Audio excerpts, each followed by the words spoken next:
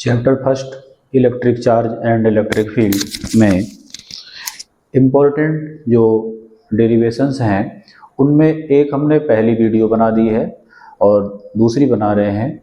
तो दो वीडियोस में पहले चैप्टर के डेरिवेशन को हमने लिया है। तो दूसरा जो वीडियो है उसमें स्टार्ट करते हैं गॉस थ्योरम से।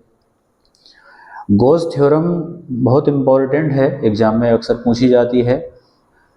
तो इसमें ये तो स्टेटमेंट लिखा जाएगा पहले और फिर इसका डेरिवेशन है। स्टेटमेंट क्या है? किसी क्लोज्ड सरफेस से पास होने वाला इलेक्ट्रिक फ्लक्स फाई ई है। इलेक्ट्रिक फ्लक्स टोटल चार्ज का 1/ε0 टाइम्स होता है। इसे कैसे सिंपली कैसे याद करें? अगर कहीं लिखा है phi E equal to 2 into Q, तो हम बोलेंगे कि electric flux is equal to 2 times of total charge. 2 times, 3 लिखा है तो 3 टाइम्स ऑफ टोटल चार्ज। ऐसे ही यहाँ पर क्या बोलेंगे? Electric flux is equal to 1/ε0 times total charge.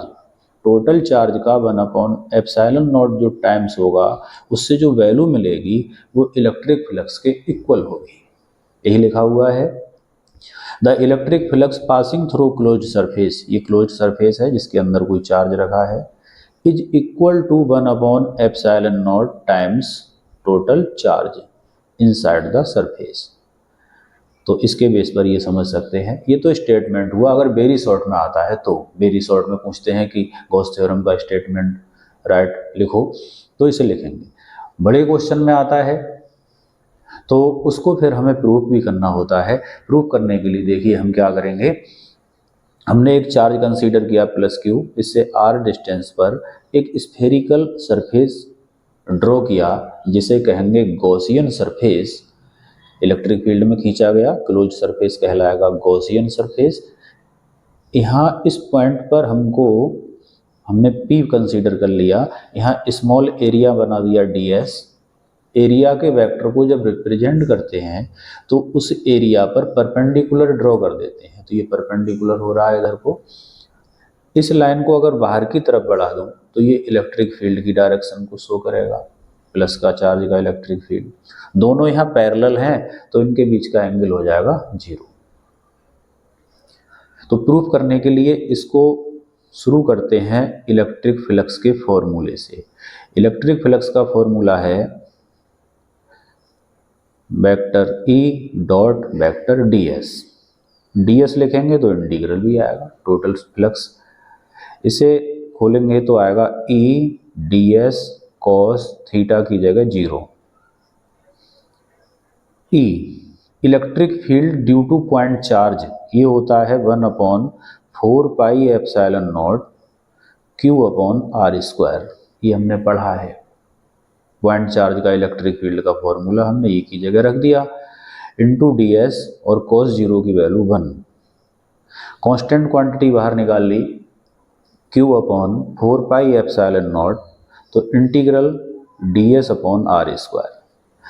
यहाँ एक न्यू क्वांटिटी मिलती है solid angle D omega equal to होता है ds/r²। तो इसके स्थान पर हम क्या रिप्लेस कर देंगे? डी ओमेगा, और बाहर ये ऐसा का ऐसे ही रहेगा।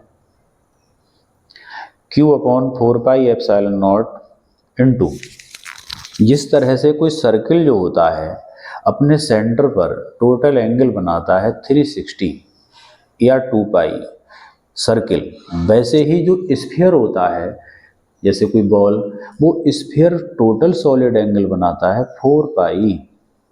तो ये पूरा जो स्फीयर है यहाँ सेंटर पर जो एंगल टोटल बनाएगा वो 4π होगा। 4π से 4π कैंसिल आउट हो जाएगा। उसके बाद बचता है हमारा Q/ε0, दैट इज दिस। तो ये गॉस थ्योरम प्रूव हो जाती है छोटे से पदों में। इसमें कुछ कंडीशंस हैं कि यदि ये चार्ज इस सेंटर के बाहर है, सरफेस के बाहर है, तो फ्लक्स 0 होगा। यदि इस क्लोज सरफेस के अंदर डाइपोल रखे हों तब भी फ्लक्स की वैल्यू 0 होगी। नेक्स्ट है application of Gauss theorem.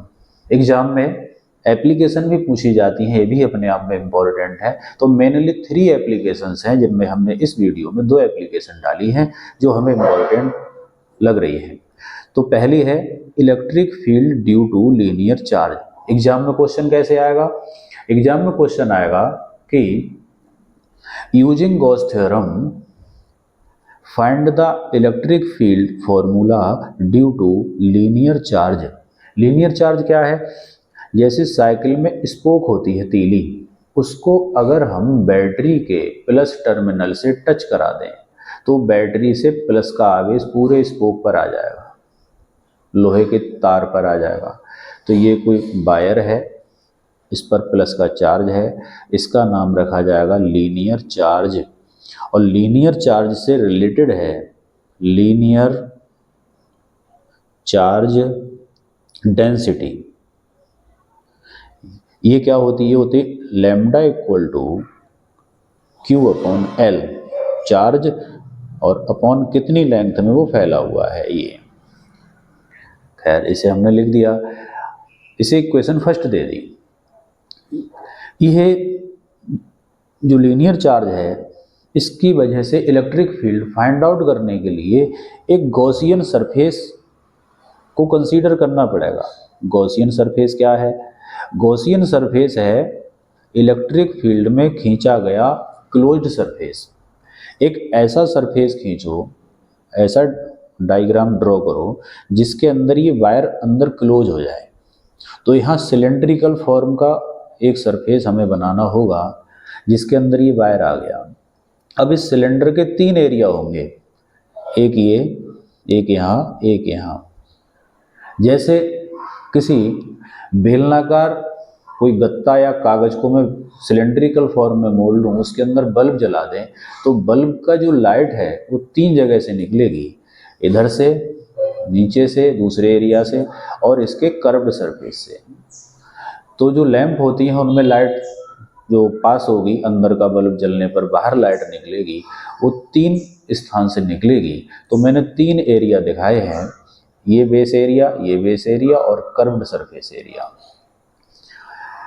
Area vector को रिप्रेजेंट करेंगे इस एरिया के, तो इस पर परपेंडिकुलर ड्रॉ कर दिया, इस एरिया वेक्टर का परपेंडिकुलर इधर ड्रॉ हो गया, और इलेक्ट्रिक फील्ड प्लस का चार्ज है बाहर की तरफ हो जाएगा। इस वाले एरिया का वेक्टर ये हो गया। एंगल अगर देखें तो यहाँ 90 हो गया बीच का, यहाँ 0 हो गया, यहाँ 90 हो गया। गॉस की थ्योरम के किसी भी एप्लीकेशन को अगर हमें करना होगा तो हम जो शुरू करेंगे, स्टार्ट करेंगे, वो इलेक्ट्रिक फ्लक्स के फॉर्मूले से ही करेंगे। तो इलेक्ट्रिक फ्लक्स का फॉर्मूला मैं लिख रहा हूँ, phi E equal to integral vector E dot vector D S. जितने एरिया इसमें शो किए गए हैं, इस फॉर्मूले को, इस स्टेप को उतने ही भाग में डिवाइड कर देंगे। तो 3 एरिया हैं, तो में से 3 स्टेप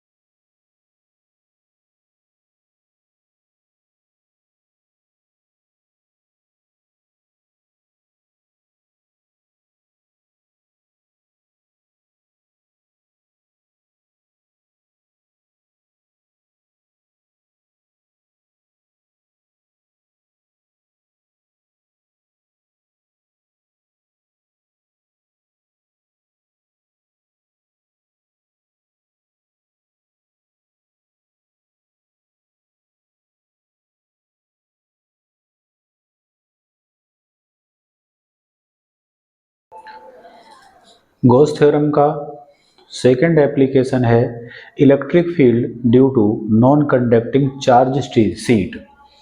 तो चार्ज शीट क्या है नॉन कंडक्टिंग?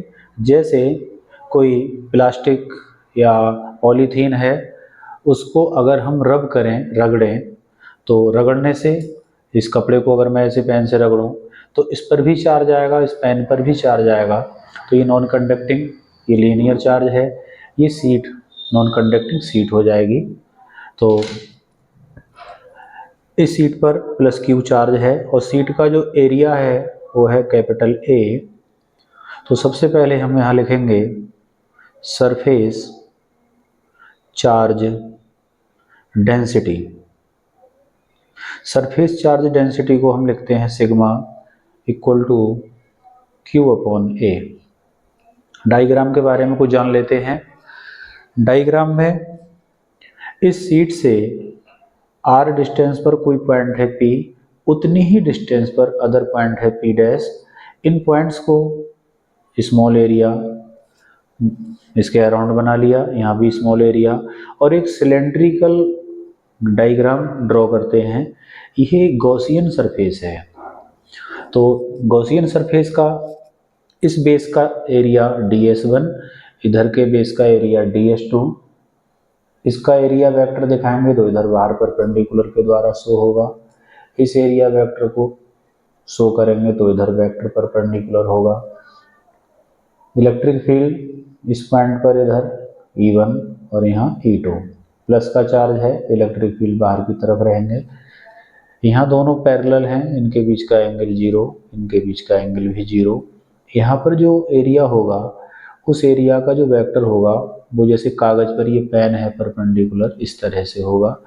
तो उसको मैंने यहाँ ये दिखाया है। तो यहाँ पर एंगल कितना आएगा 90। तो यहाँ 3 एरिया शो हो रहे हैं, 1 2 3। हमको निकालना है इलेक्ट्रिक फील्ड का फॉर्मूला। तो इलेक्ट्रिक फ्लक्स से शुरू करेंगे। एग्जाम में क्वेश्चन कैसे आएगा? Using Gauss theorem find the electric field due to non conducting charge sheet. Start कर रहे हैं। Electric flux phi equal to integral E D S cos theta. इस स्टेप को, इस फॉर्मूले को मैं 3 स्टेप में ब्रेक करूंगा, फर्स्ट सेकंड थर्ड। इसके लिए जब लिखूंगा तो integral E1 ds1 cos 0 plus E2 ds2 cos 0 ये वाला, plus integral E3 ds3 cos 90। cos 90 की वैल्यू 0 होती है तो 0 इंटीग्रल E ds cos 0 की वैल्यू 1 प्लस ई डी एस cos 0 की वैल्यू 1 इंटीग्रल। क्वेश्चन उठता है कि मैंने E1 को E क्यों लिखा? जितनी डिस्टेंस पर ये पॉइंट है उतनी डिस्टेंस पर ये है, तो इलेक्ट्रिक फील्ड का जो मोड होगा, वैल्यू होगी, वो जो यहाँ होगी वही यहाँ होगी, केवल डायरेक्शन डिफरेंट हैं। एक की डायरेक्शन राइट हैंड साइड है, एक की लेफ्ट हैंड साइड है, वैल्यू सेम होगी। तो वही लिखा है E1 और E2 के जो मोड हैं वो इक्वल हैं, ऐसे एरिया के भी मोड हैं इक्वल हैं। तो ds1 की जगह ds आएगा, ds2 की जगह भी ds रख लेंगे, E1 E2 के स्थान पर E रख लेंगे। ये दोनों सेम टर्म हो गए तो हो गया 2 इंटीग्रल ई डी एस। यहाँ सरफेस चार्ज डेंसिटी में एरिया हमने A दिखाया है, उसे S लिख लेंगे। Electric flux phi E 2 into E, electric field बाहर आ गया, अंदर रह गया ds, तो 2 इंटू कैपिटल E, ds तो इतना एरिया है और इंटीग्रल ds पूरा टोटल एरिया हो जाएगा। अगर फुल इसका पूरा गॉसियन सरफेस खींचें तो ds का इंटीग्रल लिखेंगे s। इधर फाई E गॉस थ्योरम के according phi E equal to Q upon epsilon naught होता है, तो इसका यूज यहाँ करेंगे Q upon epsilon naught. E निकालेंगे जब तो 2 और s दोनों अपॉन में चले जाएंगे नीचे, तो आ जाएगा q upon 2 epsilon naught s equal to E रह गया यहाँ, ये भी नीचे गया, और E equal to q upon s charge upon area, इसे लिख सकते हैं surface charge density sigma upon 2 epsilon naught. तो किसी नॉन कंडक्टिंग सीट पर चार्ज Q हो तो वो अपने आसपास इलेक्ट्रिक फील्ड इतना जनरेट करेगी, क्रिएट करेगी। नॉन कंडक्टिंग सीट का एक और एग्जांपल है, हम देखते हैं कि कभी कभी कपड़ों पर रात के समय में अगर हम हाथ को ऐसे रब कर दें, रगड़ दें, तो उस कपड़े पर चिंगारी उत्पन्न होती है, चार्ज क्रिएट होता है। तो उस कपड़े पर जो चार्ज हो रहा है तो वो अपने आसपास जो इलेक्ट्रिक फील्ड बनाएगा वो नॉन कंडक्टिंग सीट का भी इलेक्ट्रिक फील्ड होगा। Thank you.